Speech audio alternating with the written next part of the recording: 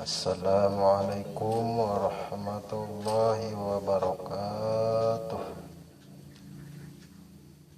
Bismillah, alhamdulillah, la hawla wa la quwata illa billah, amma ba'du.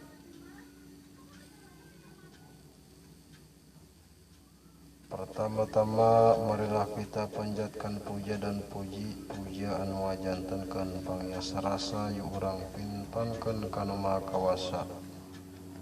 Beserta puji anu wajantenkeun panghias ati yu urang pintonkeun kana Maha Suci. Shalawat berta salam mudah-mudahan dilimpahkan kepada Nabi kita, yaitu Nabi Muhammad sallallahu alaihi wasallam, yang mana beliau yang telah memperjuangkan agama Islam dari zaman jahiliyah sampai zaman Islamiyah, dari zaman kegelapan sampai zaman terang benderang sekarang ini. Tidak lupa pula kepada para sahabat-sahabatnya, baik sahabat Ansariyin maupun sahabat Muhajirin, dan kita sebagai penganutnya. Mudah-mudahan kita mendapatkan syafaat dari Kangjeng Nabi Muhammad SAW nanti di hari akhir. Para jamaahnya kita melanjutkan karena membaca kitab Manaqib Tuan Syaikhul Qadir Al-Jailani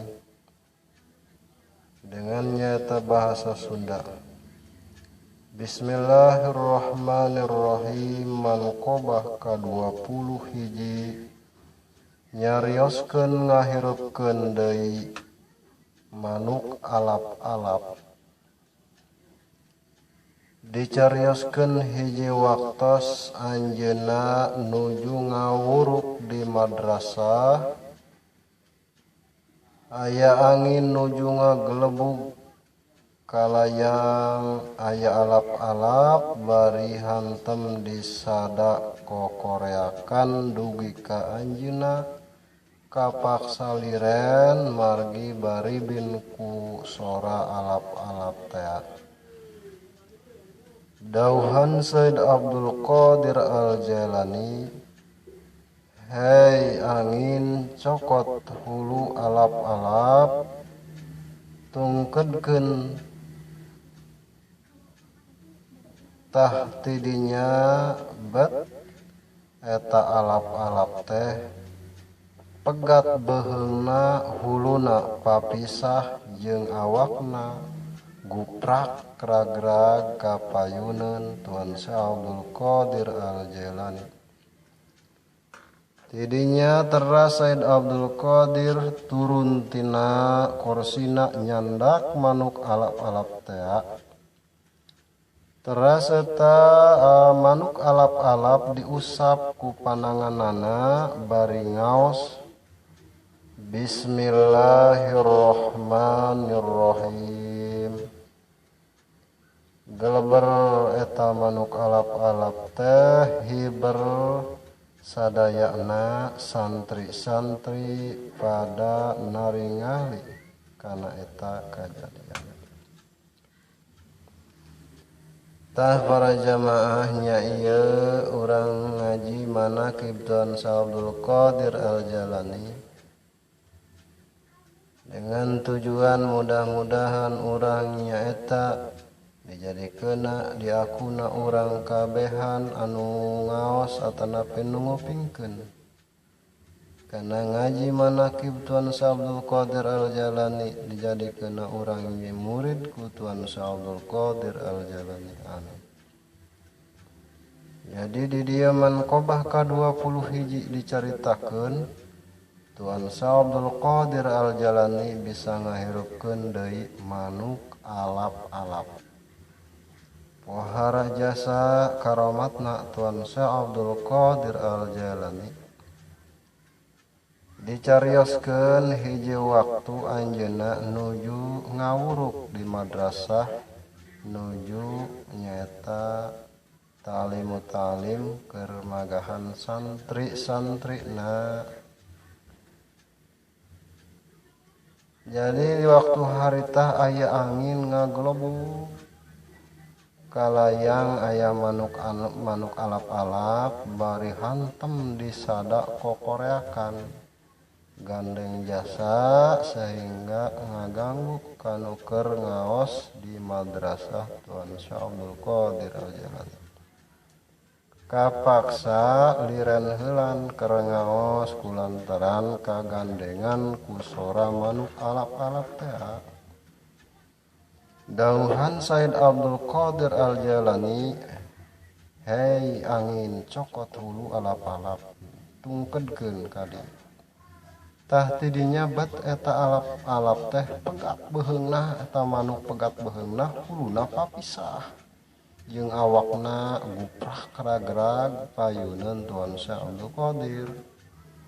Tidinya terasa Said Abdul Qadir teh turun tina korsina nyokot kana eta manuk teh alap-alap teh diusap-usap ku pananganana bari ngaos Bismillahirrahmanirrahim. Jadi geleber eta manuk alap teh hiber deui hirup deui sapada harita ku barokahna karomahna Tuan Syah Abdul Qadir Al-Jailani jeung karomahna nyaeta membaca Bismillahirrahmanirrahim.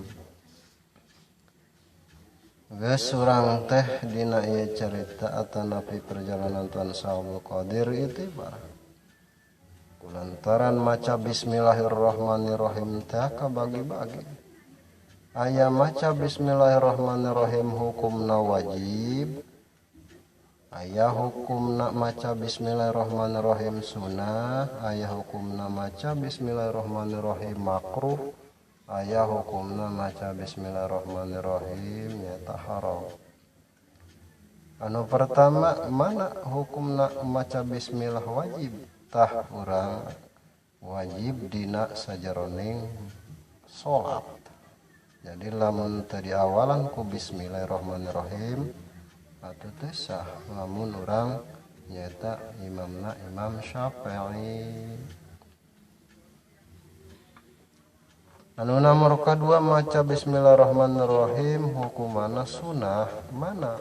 Urang rek dahar rek tuang rek ngaleueut nyata rek minum tah urang maca Bismillahirrahmanirrahim. Tah eta urang meunang pahala sunnah. Tah kumaha lamun urang poho ingat-ingat tengah-tengahna keur dahar lupa baca bismillah tah bacana bismillahi awalahu wa akhiruhu. Atanapi geus beresna teh karak ingat. Nomor katiluna maca bismillahirrahmanirrahim hukumanna nyaeta makruh mana? Nyaeta urang arek ngadahar nu bangsa babauan baik bawang beureum maupun bawang putih atanapi daang sareng lauk bau anu geus bau jasa. Anu nomor kaopatna maca bismillahirrahmanirrahim hukumanna haram mana?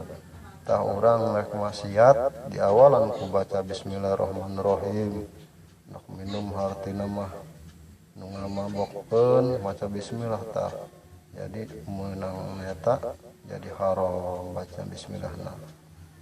Geus kabagi-bagi kulu amrin dibalin la yubda'u bi bismillahirrahmanirrahim ay abtaru ay aqta'u sakur perkara naon bae anu bagus dibilang bagus tah eta di awalan ku maca bismillahirrahmanirrahim eta menang barokah. Tapi sabalikna urang perkara anu bagus tadi bacaan bismillah di awalan mimitina nyata atuh kurang barokah ay aqta'u tegasna mah kapagat kabarokahana geus urang dina ieu manqobah anu ka-21 rutinkeun urang maca bismillahirrahmanirrahim dina perkara anu baik anu bagus mudah-mudahan aya manfaatna sakitu bae kurang lebihna mungkin sambung deui wabillahi taufiq wal hidayah. Assalamualaikum warahmatullahi wabarakatuh.